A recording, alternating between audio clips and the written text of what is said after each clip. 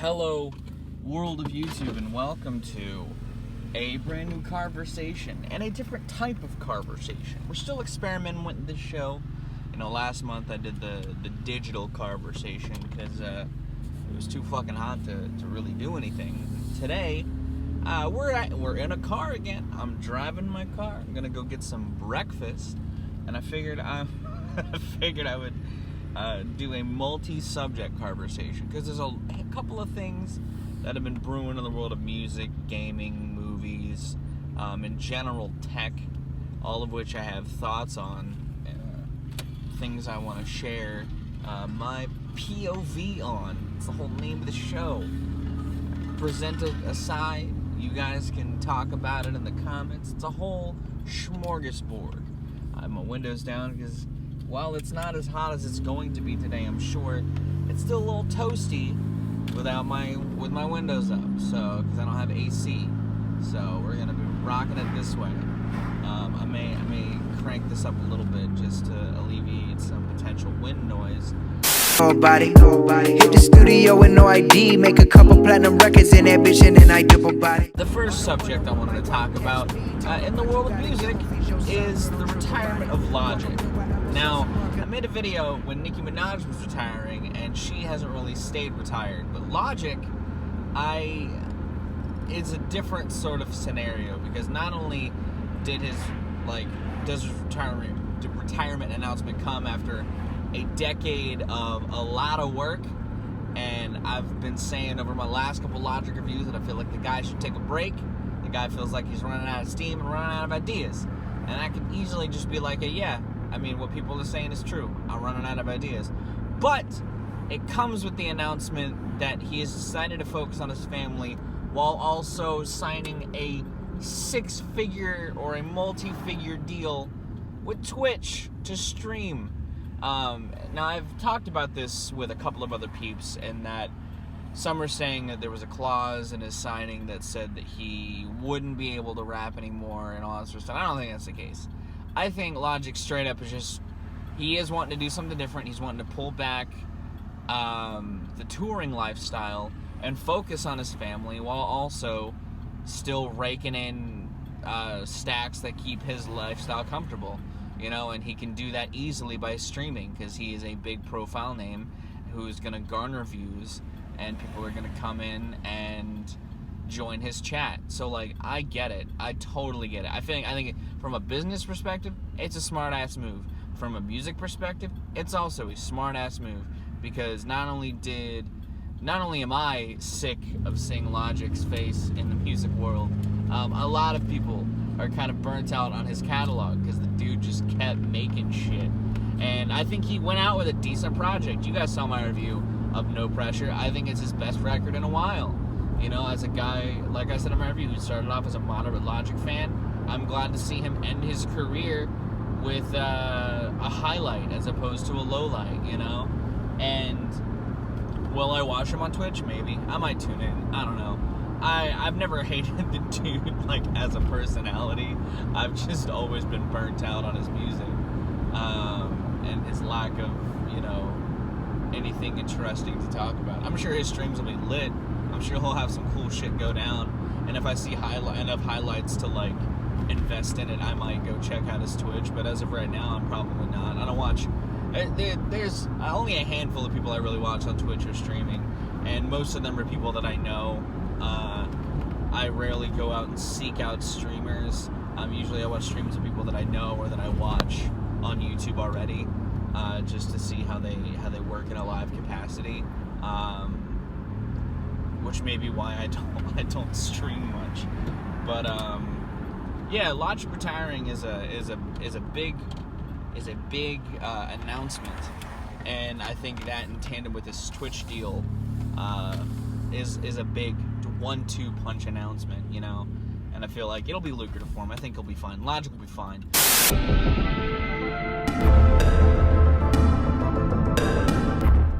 The next bit of news I wanted to talk about is actually sort of weirdly poignant given some of the subject matter I've talked in the past, but over the last month, a couple weeks ago, somebody on the G4 accounts and somebody on G4's behalf just announced that they're coming back. G4, the popular gaming television network, is coming back in some unknown capacity, because all that happened was a bunch of accounts linked to G4, like XPlay, tweeted out the same video that they were coming back, and some of the hosts were reacting to it, and it was a weird day, just because, like, I've spoken about it on the Wednesday Boys before, but I love G4. I think G4 is one of my favorite things that I was introduced to in my life, because I loved games. I always loved games. You know, I watched a lot of music television, but G4 was the only gaming television network that I really had, and I watched a lot of cable, so, like, it was a wholly different experience, and one that I still feel intrinsically linked to, because it factored into a lot of how I structure my channel. You know, I do long-form content, I do lots of segment-based content like this now, or at least this version of it, and I do lots of long-form content with guests. I do short-form, bite-sized stuff like what you would see on Cinematech. Like, there's a lot of stuff that factored into my creation from G4, my channel's existence from G4, and I think the prospect of it coming back is exciting. Do I think it'll be any more successful? Maybe, depending on what they really do with it. We don't really have news on what it is that's coming back.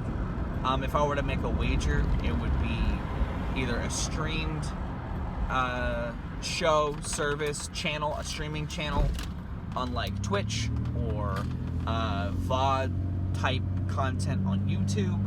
I don't think they're going to sign to a big streaming service. I don't think that they're going to be on, like, an Amazon or a Netflix or a Hulu or Disney Plus or whatever, because I feel like G4 type of content doesn't necessarily fit the model of, like, a Netflix or a, like, yes, it's talk show based, but you could easily survive that type of brand on a Twitch or a YouTube. But I would just love to see what they've been giving us. I don't think a show like Cinematech will work nowadays, because you can look up trailers and clips of games anywhere from across the world. But I think the avenue of, like, game discussion, game reviewing, or something like Attack of the Show would still work in the current ecosystem of the internet with the proper hosts. Do I think they need to bring all the old hosts back? I mean, I'd like to see some of them. I know Adam and Morgan would be cool to see come back together. Kevin Pereira, I'd like to see him pull together some sort of Attack of the Show type thing, or, like, work with somebody to make another sort of multimedia type program, you know. Like I said, that's what I run my fucking whole channel on, my guy. So, like, I would love to see that. And I would love to see what comes of it. I think they need to be careful with who they vet for these shows if they decide to make multiple shows, just because, like, if you look at the landscape of the internet, it's a landmine as far as, like, internet personalities go. There's been a lot more controversy in the internet personality realm than there have been in some facets of, like, mainstream personalities, and I feel like if they're going to vet or audition people, they need to be careful as to who they grab, because there could easily be, like, 8 scandals under that person that they're not aware of. And I think they just should be smarter. You know, they have their audience now. The biggest part of G4's downfall was the lack of an audience, because, and I'm gonna do the next 2 segments later on. I'm just filming this now because I got my breakfast and I'm ready to sit down and eat. I'm fucking hungry. But the game, they have the audience, they have the people at their disposal, like, they have the era to thrive. They just need to really capitalize on it, because yes, this is its own form of marketing nostalgia, but that could easily falter if you don't handle it well. And I hope that they handle it well, because I like the idea of G4 coming back. And the last bit of news I wanted to talk about today stems from an announcement made by Disney recently to put Mulan on their Disney Plus streaming platform, but at a premium price of $30. A decision that I don't necessarily agree with. One, because Disney owns all the things. They already have a shit ton of money. They were bold enough to make a streaming platform on what they own alone. That tells you how much pull they have in the entertainment world. They don't need to charge premium money to access a movie that would have come out in theaters and cost a lot less to see in theaters. Also, Disney Plus alone is, again, a subscription you pay for. That'd be like me paying for PS Now, but having to pay to watch AAA titles. That's ridiculous. That's ludicrous. And to those that may say, well, it's a movie. It had a movie budget. They need to make the money back in the box office. And that's why they would charge $30 to watch it at home. Well, here's the thing. They had already said that the MCU shows, the ones that they also delayed the release of for some reason, I'm sure some of it was filming constraints and they didn't have all of them filmed and they wanted to wait until they had them all filmed to bring them out on the platform. But those were revealed to have same quality budget as the MCU films. So they already would potentially be eating money by putting those on the streaming platform, but they were doing that for free.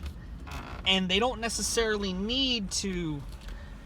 For those who are wondering what's going on right now, there's a hole in one of my valves or my pipes, and if enough air gets into it, my car just dies, the engine cuts off, and I lose everything, including my power steering, and I need to pull over somewhere safe, cut the car off and park, and turn it back on for it to get going again. Which is why I need a new car. They already had scripted out the budget for the MCU shows to have the same level of movie budget, but weren't charging premium prices for. So if you could do that with a TV show, but you can't do that with a movie, that's kind of sus. I don't know. I have lots of issues with this pay extra to watch something you already pay for on a streaming platform. That feels like a really shitty business decision that I don't think many people would support, but if they do, I feel like it would lead to a slippery slope in the streaming world to charging more for more things, and that just seems really greedy and seedy and not cool. And I don't think that Disney needs to do that either, because again, they're one of the biggest media corporations in the fucking world. They're a multi-billion, maybe even trillion-dollar brand. They don't need to charge that much to watch a movie that you would watch at home. I get renting a movie. I get, renting a movie at home and not necessarily owning it at a low price, but not to stream it on a fucking streaming platform, It just seems really dumb to me. I already pay Disney to watch shit on Disney Plus. I don't need to pay them extra to watch a movie in theaters that is a remake of a movie I can watch the original of, I think, on Disney Plus. So yeah, I don't know. I think it's dumb. I think it's a really dumb move on Disney's part, and I hope people don't buy into it personally. I hope that they don't think that this is a good idea. But I'm sure some will do it because they want to support Disney that much. But I don't know. That's the shortest of the three topics I wanted to talk about, and more talk about how it could potentially be a slippery slope. And oddly enough, on the way home from the store that I stopped at, because I was stopped at a store at the end of the last clip, I didn't film an outro, so I'm going to do that now. If you liked this multi-topic conversation, be sure to give it a like. If you have any extended thoughts you want to share on Logic's retirement, the return of G4, or Mulan being put on Disney Plus at a premium price, let me know your thoughts in the comments down below. If you do like this video and you want to see more of my music, gaming, and general nerdery content, be sure to subscribe. I post 6 to 7 vids a week, usually around those topics, so if you like this particular video or any of those ideas, you may like what I post. If you want to take it a step further and support support me on Patreon, you're more than welcome to do that as well. Special thanks to my patrons. If you do decide to join their ranks, you get early access to content, exclusive content, and you help drive the community with polls and all that sort of stuff. But I'm going to go ahead and get out of here. Thank you so very much for watching. I have been Viral Rack. You guys are good days, lives, and situations, and I'll see you another day.